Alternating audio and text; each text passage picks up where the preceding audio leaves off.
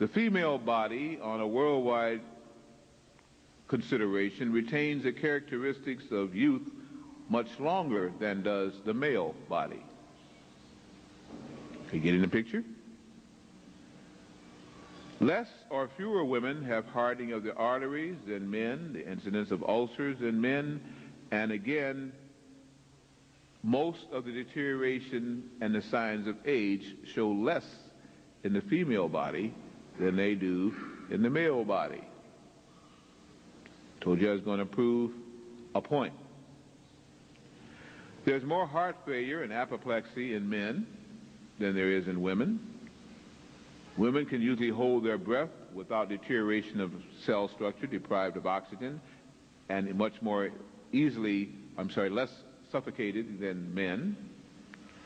And women can usually endure cold weather on a general basis better than men and can adjust to heat temperatures when their thermostat works correctly more so than men. Are you beginning to see the picture of the proof of what my opening statement was? How many of you are still with me? Confusion and puzzlement. Oh, good. Women in general at higher altitudes, like in the Andes Mountains and so, can usually carry heavier loads than men because the muscle fiber is toned better, and the amount of oxygen within the cell structures is greater than that of men. The female brain not only has a finer texture and more complex organization than that of the male, but relative to overall body weight, it is 1/4 pound heavier.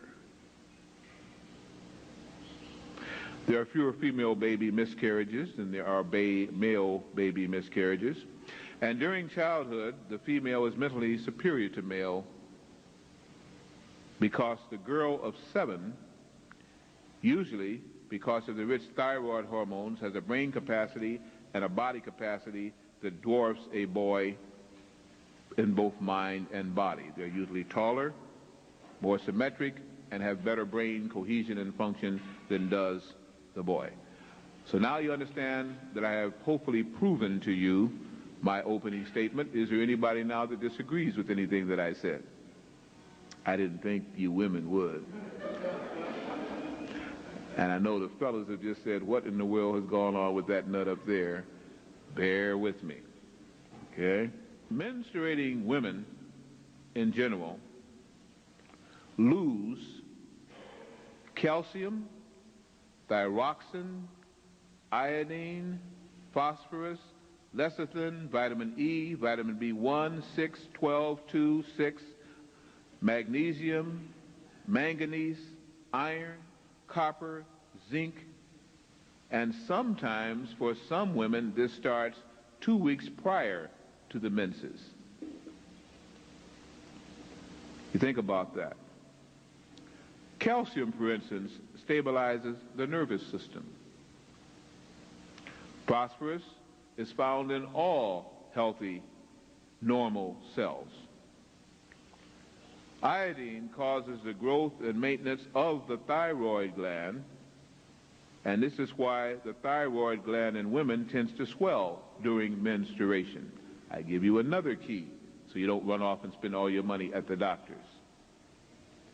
I repeat that. That's why the thyroid gland in women tends to swell during menstruation. Science has proven that the birth of congenital idiots increases when one travels inland where the soil and the food lacks iodine. Iodine is also an essential element for the maturation and maintenance of healthy female cells. What is very interesting is that not all women on this planet menstruate. Also, not all women on this planet have ever menstruated. But all women think that all women do. Let me also spend a little time with that concept. Most Hindu women do not, and definitely did not, menstruate. One of the last famous Hindu women to achieve prominence on the world stage was Indira Gandhi, who until she started doing certain things and making certain practices as she toured the world, readily admitted she had not suffered a menstrual period until she began to do these things. Had she would followed her religious undertakings, maybe it never would have started. Most ancient African or Kemetic women did not menstruate. Not Belkis, not Apatia, not any of the so-called queens of Africa seemingly did once they began to have knowledge of self. The Oracle of the Delphi, according to the Greeks, were a group of women who pontificated and led Greece through its heyday. It was not led by the warrior men. They did the fighting. The thinking was done by the oracles, and many of the oracles were females. They are said that the oracles did not menstruate. We hear a lot of talk about the Amazon women, the Teutonic women, the female Gauls, the West African Watetas, the East African Bossamans, the Andambes of the Congo. Most of these oceanic women and most of these Kemetic women did not menstruate. These women were the strong women of our history. And in many cases, they could grow to be 7 and 8 feet tall. That's why amongst the Watusi and the Watusi women, when they told you of their diets and things that used to be different, they have some of the most tall, or the tallest women and persons, in fact, on earth itself. The Old Testament said, and the ancient Hebrews said, that menstruation was unclean, and that a woman should be confined until cleansed of her issue. But understand again, a lot of that book was tampered with by a patriarchal society, and if you're not aware of that, and I think most of you should be, then we have a lot of interaction that we could go through. With the advent of monogamy, and now I'm thinking about Africa, monogamy, by what we would call the Christian forefathers who wanted their church to really flourish,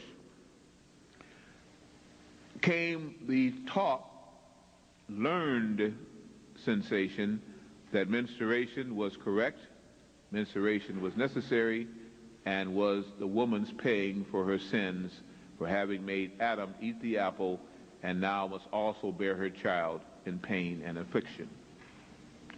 And many of you bought that, didn't you?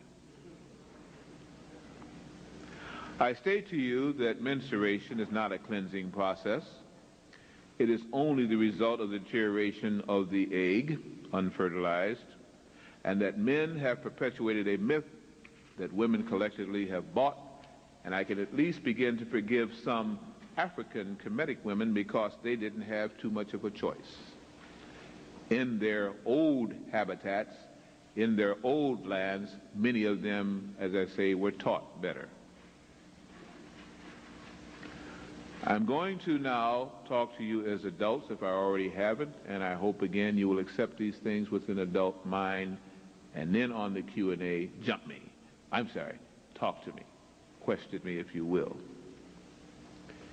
The whites is a street slang for a term called leukorrhea. It is an issue, a secretion from the vaginal area which women sometimes suffer from. If the womb becomes catarrhal, has mucus, has a cold, the whites is one of the results. The inflammation of the uterine lining produces, in many cases, menstruation, and many things can cause that, as we shall talk about. The fluids lost in leukorrhea, or colloquial on the street, the whites, are important vital substances. Lipoids, alkaline lactates, natural sodium, potassium, calcium, plus brain and nerve foods in the form of lecithin. In fact, the mucous corpuscles present in leukorrhea are presently hemoglobin capable. What do I mean by that? It means that they are capable of forming human blood-carrying, oxygenating corpuscles. So not only does a woman then suffer the menses, but if she also has leukorrhea, she is constantly losing the ability to build life-giving blood cells, which anyone knows without that the body does what? Deteriorates. Some women are on a constant menses. And then you wonder why some women are very irritable, very agitative, anemic. They get dizzy and have migraine headaches and jump at the sound of a firecracker 20 miles away, which they think they can hear. If anyone suffered that kind of loss from puberty till death, I wonder again why women are not half crazy. There are some men and other women that say they are. I didn't say it. I say, faced with that loss, we could have a problem. I state that if the menses was cessated, if it stopped, if the blood loss and even the alkaline lipase loss was ceased and stopped, then not only would women be very strong, and they wouldn't be intuitive, they would be psychic, but they also could give birth to babies without a man being anywhere around. And there is the key to your problem and your problematic solution. You've bought into the coats lie, the white coats lie, the medical doctor's lie, which came about under a patriarchal system. If you start understanding the cadavers that were messed with in England and France at the turn of the 17th, 18th century, and experimentation still goes on. In fact, they, by law, are given under the caduceus the right to practice. And the practice is upon, in many cases, you as females. There was a theory called the Ovist theory, spelled O-V-I-S-T, pronounced Ah.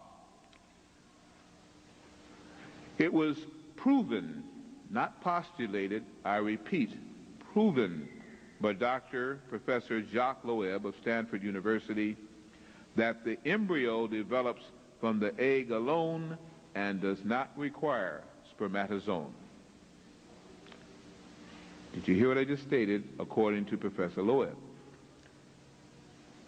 you can make a developing embryo to become mitigated and go into first, second, and third trimesters of birth without the need of the male sperm, under certain circumstances.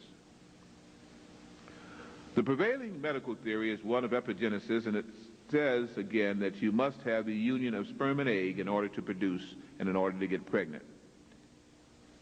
Maybe. To start this and give it practicality, we have to go back to a basic concept that some people still are not sure about. I state that women had to have been created before men, or formed before man, because you cannot get a man from a man, you cannot get a woman from a man, but you can get a man from a woman, and you can get a woman from a woman, and think about that. Any problem with that statement, that compound complex sentence? I don't have one. This is what the old church, the Church of England, and under King Constantine and the Bishop Eusebius, the Church of Rome, had to get rid of and had to change. The last honesty amongst Caucasian principalities dealing with Christianity, and especially Catholicism, came with the onset of the Greeks, who broke away into the Greek Orthodox Church because they got tired of the lies that were being formed and wanted to continue with some semblance of truth from the Greek society, the last time when the Caucasians told truth.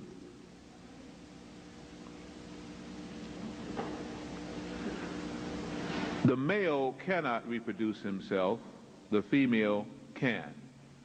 What does that mean if carried to the furthest extent? It means that if the woman also could decide whether she was going to produce a male or a female, the race of man could cease to exist, as we now understand it, as a double gender. That, at one time on Earth, was a tremendous problem. The universal cosmic age theorem is that a cosmic egg was created, and from that generated everything, and that in the egg still is the semblance of first creation. Things start from an egg, whether it be a hard shell finish or a little ovum attached to the uterine wall. Which came first, the chicken or the egg? In 1975, they connected a vibrational detecting device to an unfertilized egg, and they got a rhythmic pulsing beat just like that of a human heart or pulse. What is generally an unfertilized egg? Why, they kind of share with me quickly from the audience? What's the difference between an unfertilized egg and a fertilized egg? Chicken didn't mate, no males around. Yet they have detected, and that experiment has been tried and tried again, some kind of rhythm or pulse within that egg itself. They also found in vertebrates, those that have a central vertebral column again, a spine, if you would, that on the phases and oscillations of the moon, that pulse varied, but was always even more intense. We understand that humans are the dominant species on this planet Earth. We are the masters, we are the greatest, and everything else is beneath us, right? Right. Right, yeah, right. The acorn, which has a seed, a phylum of vegetable and plant, contains everything in it that the seed needs to become a mighty oak, including a print on its phloem showing what it's going to look out when it matures, what it's going to look like. Isn't that interesting? Ever cut an acorn in part and looked at it? I mean, some of these mutated acorns now that have been gassed and pre-picked, you can't tell anything from. But get the real seed of an pure-born acorn, and what do you have when you cut it in half? Picture of a tree. I mean, that's somebody really blueprinted that one. They already said, this is what you're going to look like when you grow up. And that's just on a little acorn. Okay? Let's go to another phylum, an animated phylum. The silk moth. The silk moth reproduces and never mates. Reproduces without a mate. The lowly aphid reproduces without a mate. And as the ancient Egyptians tried to point out, the scarabus beetle, reproduces without a mate and can shed its skin and goes along every 7 years quite well. It dies when it does mate. And if you remember, on the Ankh and the scarabus, you found in your Valley of the Kings, and you found again amongst the pyramid and on the Sphinx itself, that sacred symbol of the scarabus. They were trying to convey something. Most of us have forgotten or never knew what they were trying to convey. Dr. Edward Bischoff, MD, started this modern theory of epigenesis in 1854. I want you to jot down that date because people think this has been going along for a long time. It has not. That's close to the turn of the century. Dr. Edward Bischoff started the theory and the story of epigenesis in 1854. That is, that the zygote and the uterine development by union of sperm and egg was the way that humans get started. The first trimester after fetal conception. Before Bischoff's theory became accepted, and understand, it was presented on a paper as a theory, not an accepted fact. Later on, males and those who study under males have made it a fact that this is the way pregnancy starts.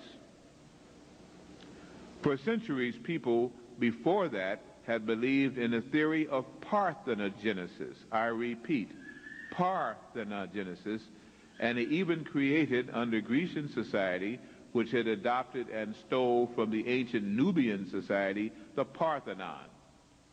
The idea for the Parthenon was not Greek. The idea that a temple toward bringing in gods was already being utilized on earth, and parthenogenesis, or virgin birth, was acceptable and was the more immaculate, wonderful way. All of your ancient gods, so-called, or avatars or presentors, were said to have been of what? Virgin birth. Now we laugh at that.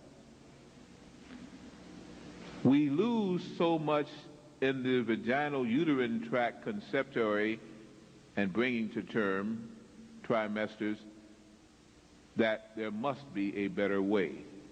We have just forgotten that there was another way. In the year 1955, 4 prominent British doctors of medicine, and I like to use this amongst college students because when you say British doctors of medicine, then it makes it okay. Dr. Stanley Balfour Lynn, Dr. Bernard Camber, Dr. David Wine Williams, and Dr. A.E. Morant all studied some 10 classical cases of virgin births and agreed that all 10 of them were real, that in some way parthenogenesis, bringing to birth without the union of sperm and egg, had occurred in all 10 of those cases, barring nothing. The most famous or classical case of virgin birth was by Mrs. Emma Marie Jones, a German woman who during the height of the war, World War II, 1944, had been locked in her castle, a big estate, because it had been bombed, and everybody thought that everybody inside had been killed. And so for 17 months she stayed in there. She was not pregnant when she went in. When she came out, she was 9 months pregnant. There had been no men in there. There is another theory, the Ovist theory. The Ovist theory, pronounced Ovist, again, was named after the Roman poet and writer, again, of love-making and metaphors and so, Publius Ovidius Naso. By the way, I use him because he was a black man. Don't misunderstand. You cannot go to a so-called race of people and state whether or not, if they came from a certain country, they were black or white. All Romans were not white. In fact, most Italians now are mixed bloods. This theory was proven by Imhotep. This theory was revitalized by Pythagoras, again about 2500 BC. It was scientifically demonstrated again by the American biologist, Professor Jacques Loeb, Stanford, in the 40s. And utilizing artificial parthenogenesis in biological labs, this doctor once again proved the old Ovist theory was true, that the embryo develops from the egg alone and does not necessarily require spermatozoon, and that is the correct way. Here is the key. Hear it carefully. I usually speak pretty slowly when I'm giving lectures that are impacting. Please hear what I'm saying and not what I didn't say. Varied forms of energy in the forms of radiation from any source and including radiation from both the sun and the moon or other heavenly bodies, can produce hormonal chemical energies that will induce in the female zygote, when prime, development of a female cell that will initially divide itself and proliferate through terms. And any developing fetus therein will reach term, no matter what that term is. In other words, vibrations and radiation can start mitosis, division of the egg cell. That's the only reason that the sperm can also do that. It is not the sperm penetrating the egg that does it, releasing its DNA, Y chromosomes. It is the vibration of that sperm, because as you realize and you've read, literally millions to billions of sperm cells die out and never make the grail. What they do is to simply die out because their mobility, their energy level, their vibrational rate is not strong enough to excite the ovum or the egg. The one that does make it, after that, everything is over. Look how many it takes to do one act. Consequently, it is understood that it is the vibrational rate, the amount of energy or radiation that causes that, and the sperm cell is only one possible conductor of such energy. When we start thinking and talking like that, we have to begin to say, well, if that is the case, what is the reason now while many women do not get pregnant until they have a man, if you're talking about something that is so preponderous and so wonderful, Dr. Blair? I state you have to begin to go back into one of the true histories of our planet, and this is where you begin to run into the problems, the challenges, and I love the challenge. At the beginning of this phase, let me explain that hermaphrodites are dual-sexed. Anybody who's hermaphroditic or hermaphrodite has both sexes. Androgynous means a male and a female part on the same plant. So what would happen under androgynous takings in the plant kingdom happens in the hermaphroditic undertakings in the animal kingdom, and that has been referred to as parthenogenesis. Are you still with me? All right. High alkaline diets, enzymes, fresh juices, plenty of chlorophyll, oxygen-containing foods, along with deep breathing and exercises, shortens the menstrual cycle. Did you hear what I just stated to you? High alkaline diets, freshly squeezed and freshly run fruit and vegetable juices containing enzymes and life force, heavy chlorophyll containing products. Chlorophyll allows you to do as the plants do to some extent, become photosynthetic. You can change light into usable energy and energy into usable light. High chlorophyll containing diets, plenty of exercise, plenty of deep breathing reduces the menstrual cycle. A lack of the exercise, a lack of life-giving foods and meat diets produces the menstrual cycle and reverts you back to the lower vibration of the animal for the human that you are, the animal person. Most athletic women find a wonderful, horrible thing that happens to them. Boy, Blair, you can't get your stuff straight. Wonderful, horrible. What a way to put adjectives together. The wonderful thing is that they find that they don't suffer through the monthly menses, and they may even skip months and even have at the most a 30-hour menses. The horrible thing is they think they're pregnant or worse. That's a wonderful, horrible sensation. Women then, of course, as they have before, then go to the doctors to get straight. And they do. The poor, ignorant mother, please mothers, don't get angry with me, let me finish, not knowing any better, suffers greatly with her daughter. The poor, ignorant father, not knowing any more than the mother or daughter, suffers equally and says, yes, something must be wrong, and they all run to the great white coats in the sky for direction and and help. Please bring it on. Please, my daughter has not suffered, gone through a menses yet, as I have. Make her go through it so I can be proud of her and know that she is healthy. And the guy said, yeah, that's right. They know what they're talking about. And neither of them do. And in many cases, neither does the medical doctor under the oath of Hippocrates that they suffered through too.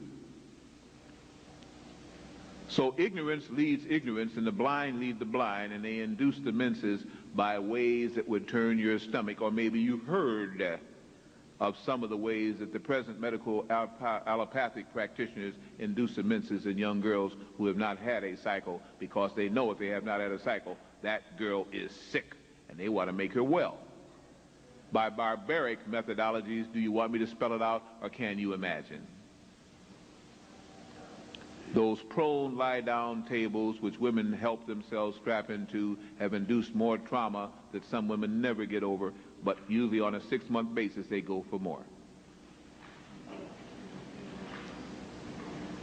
Not only sulfur and drugs that are caustic to epidermal tissue are administered internally to a woman, but solutions and devices are inserted that can even tear up the womb in the best practitioner who has loving tenderness on his or her mind. Some women never recover from that. And yes, it will bring on some kind of hemorrhaging, I guarantee you. The old ways, the folk ways, the dumb ways, using herbals to do anything you wanted to and magnets to do anything you wanted to, would be too simple, too simplistic for the modern practitioners of medicine, so they make it a dual thing. You have to usually come back twice a month for 6 months, and they get rich off of your suffering, and then you experience the final crustacea, the final wonderful thing. You have a menses. Isn't that wonderful? That's because, in ignorance, woman thinks that that is the only way she can be healthy, and the absence of which means ill health or pregnancy. Oh, how we have suffered through ignorance.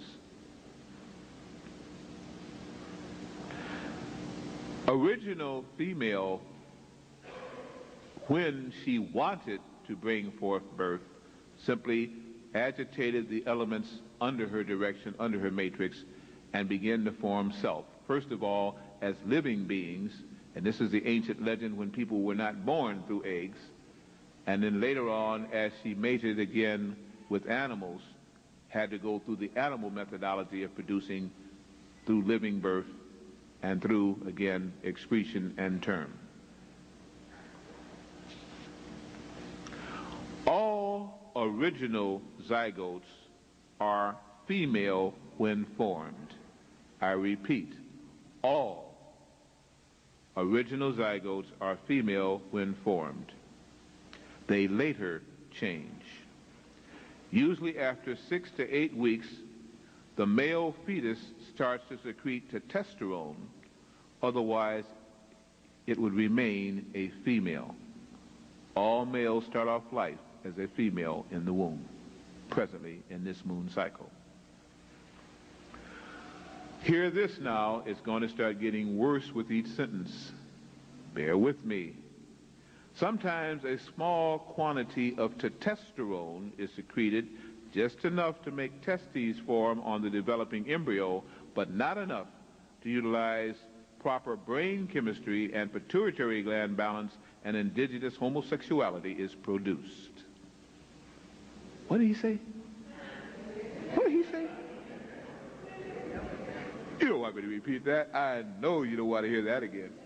Yeah, you do. I knew it. Just gluttonous for punishment, aren't you? Just like going to the MDs, some of them. Sometimes a small quantity of testosterone is secreted just enough to make testes form on the developing embryo, but not enough to utilize proper brain chemistry and pituitary gland balance, and indigenous homosexuality is produced. Gets worse.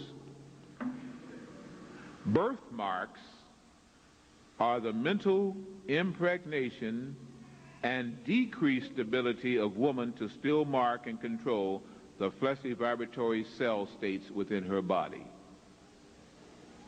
In other words, if you are frightened by something, usually in your second or third trimester, if you crave something, usually in the last of your first, second, and third trimester, if you are any way involved with something that stays on your mind, you mark your child or fetus with that thought.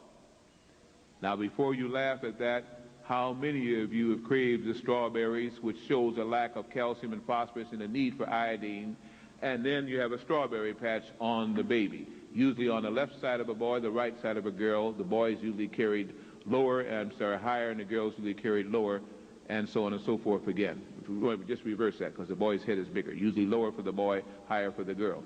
And the child is usually marked left or right, depending on its sex, with your thought. You're scared by a mouse, or you're frightened, or you think about, if a mouse ever ran across, I'd probably faint. Here's a little mouse marked on your child there. It begins to break up as the cells expand, but you can see it distinctly at birth. Or you have these cravings. That shows at one time you could mentally control fleshly cells, especially within your matrix and sphere, and now you don't know how to any longer, so it kicks in, but you don't control it. That is mind power, now at its most deficient. At one time it was at its most proficient. Dermoid cysts are the undeveloped cells starting the first trimester of fetal development, and microscopic examination will verify that fact. You are budding outside of the womb. Most cysts are mutating cells that do not follow a pattern. Dermoid cyst is a birth in the cavity, what they call the operoom, that does not have a womb, and usually results in a huge cyst that must be removed. Teeth, hair, and cell structure can be readily seen on a dermoid cyst.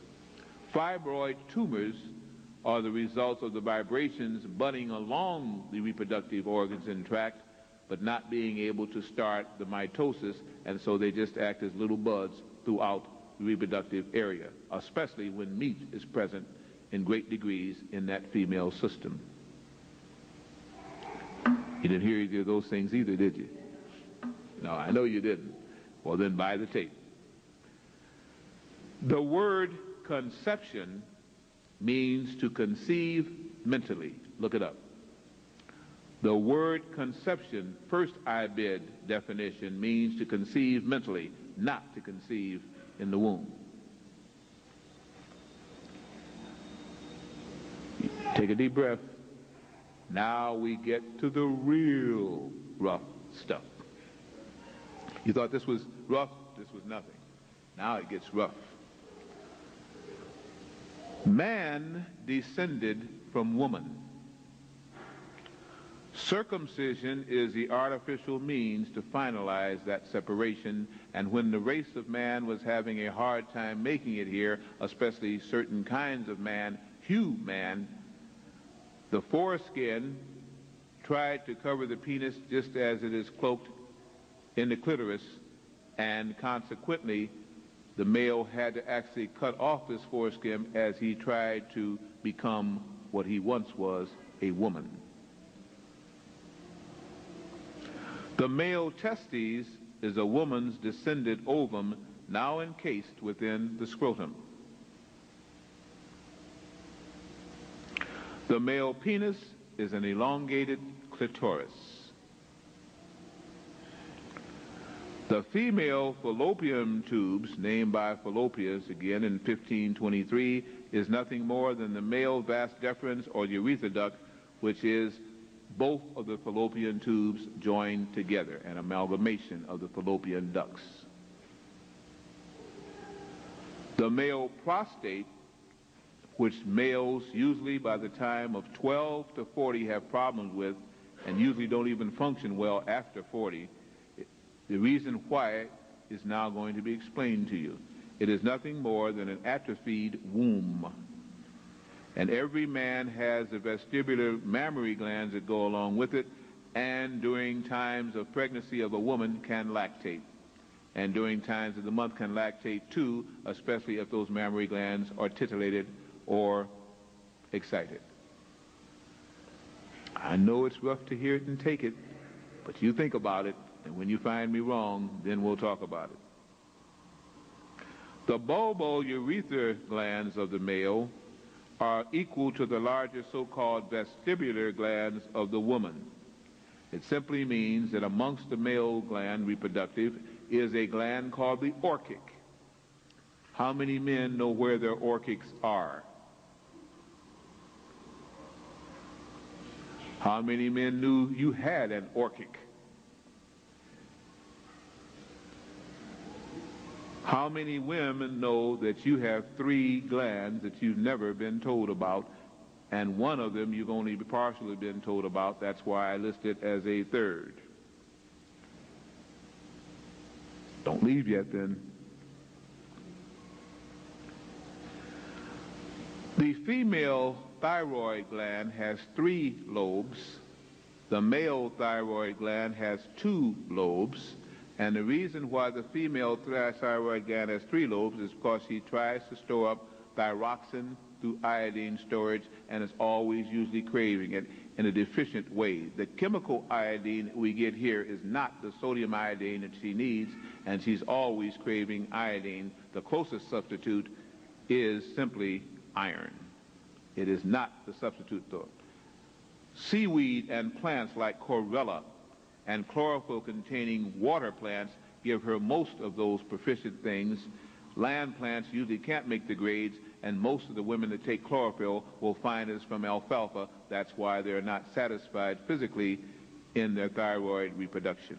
Thyroxine is not rich from land plants, which also have chemicals within them.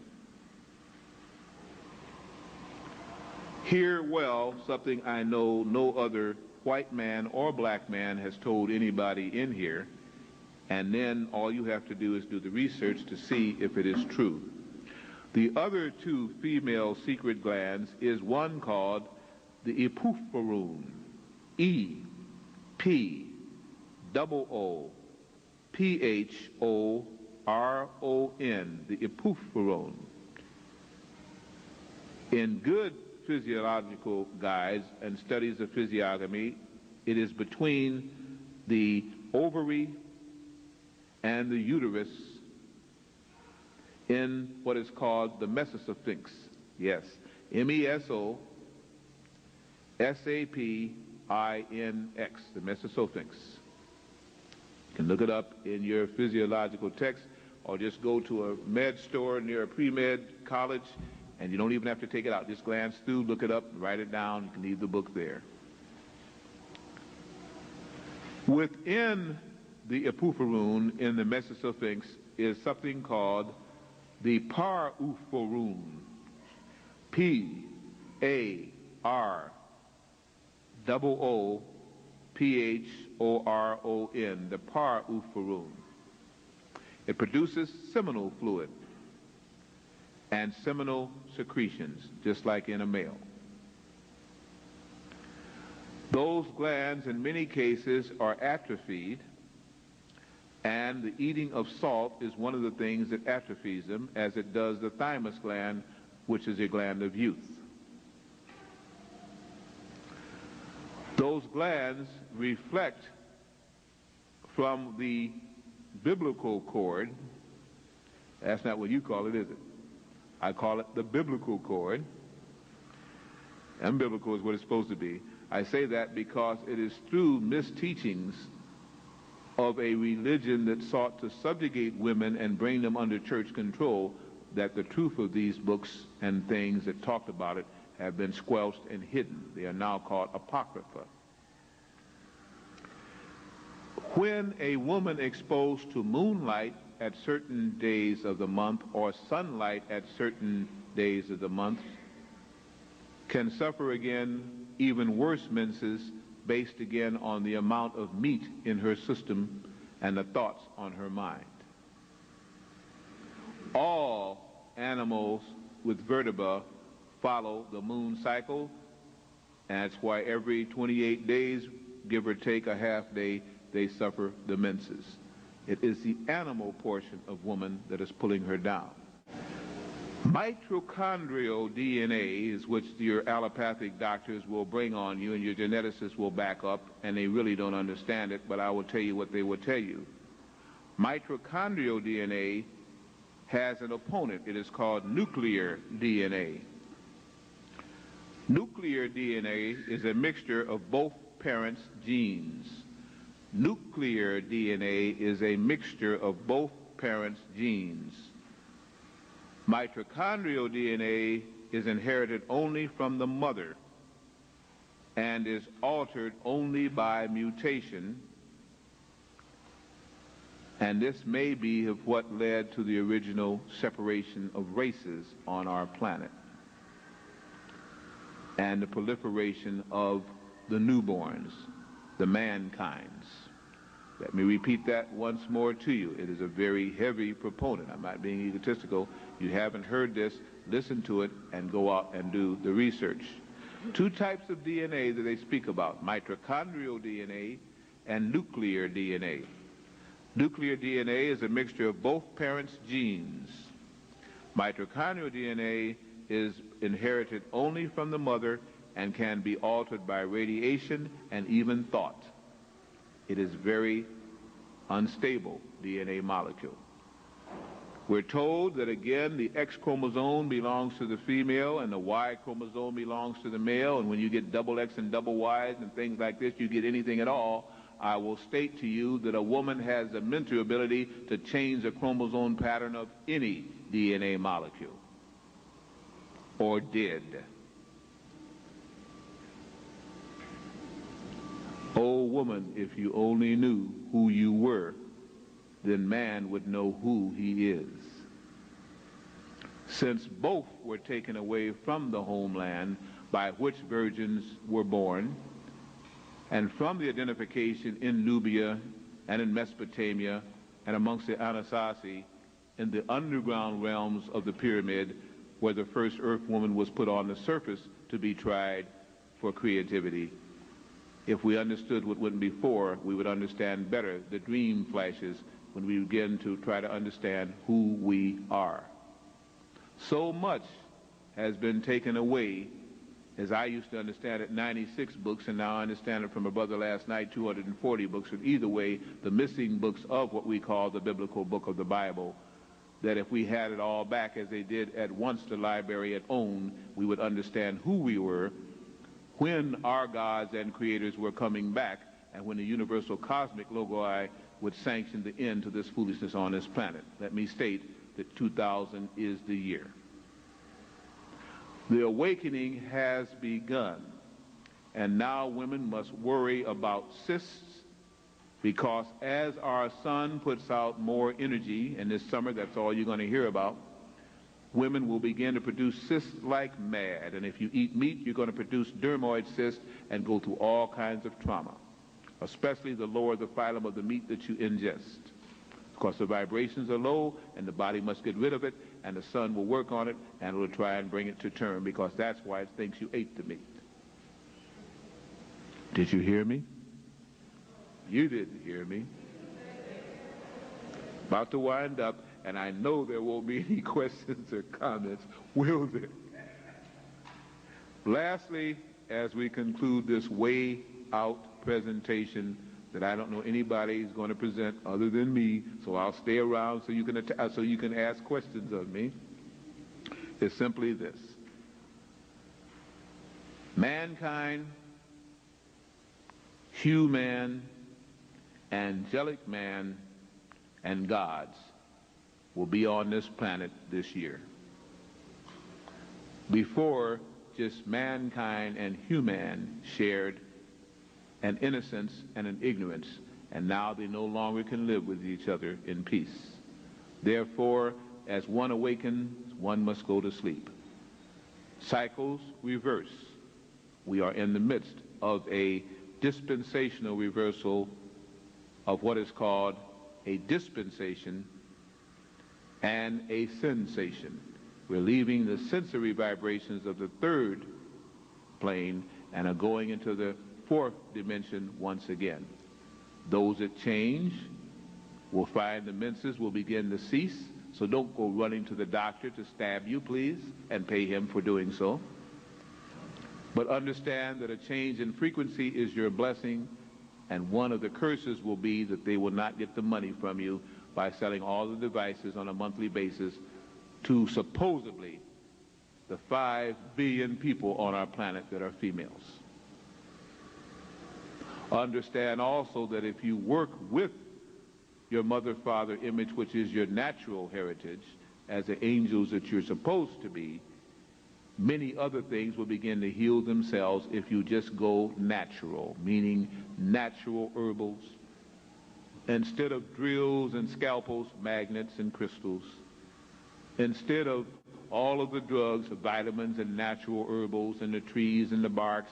And it's very interesting, if you're keeping your lawns in the summertime now, you have the hardest time trying to stop those daggone weeds from coming up again, and you will spend half of your monthly income either on your mortgage payments, your rent, or keeping your lawns pretty. Those of you who are fortunate enough to even have lawns. Well, you won't have them long anyway because the weeds are coming back. One of the signs of the time is when weeds begin to grow, man is going to suffer, because the weeds are your medicine fools. Pick them now, dry them out, get the seeds, and live. It won't cost you a cent. Don't throw them away. When they throw them away, pick them up and don't let them put the dioxides and dioxazines and everything else into them. Get them now while God is blessing you. The manna is coming and you are burning it up and throwing it away. It's for free. Study your basic herbal guides. You'll see them growing in the streets. The Creator has not forgot you, neither has Jehovah. Understand who you are and pick them and store them now so you may live, and at least the women will not have to go through menses in the time of trials. The radiation that the sunflower carries will help you to develop a higher consciousness if you don't let it become poison by going through the wicked master's cultivation system and being resold to you. Grow your own. Understand again that as you develop the higher consciousness, the new life forms born to you will be the gods returning in a form that they will transform the earth. That's why these precious young are being fought over, but not by the nuclear Negroid family, but by the Caucasoid state. And you're giving your children up to the state right and left, not understanding you're giving away your gods. Your goddesses, if you don't understand that God has no plural. God is one. Those who are low in vibration think low in vibration, reproduce low in vibration souls, and will suffer through the pangs of karma. Those who raise their consciousness call forth advanced souls. Their own bodies are quickened and purified in the undertaking. The male also gets healed in the undertaking, and the new soul can teach you until it becomes psychically closed by all the drugs and things that this present false civilization will give to them. The blessings have never stopped. The intelligence of what once was a prosperous people was taken away. But don't feel bad. It was taken away from everything born on this planet. In conclusion, this time, like all times, is a good one if we but know what to do with it. I thank you.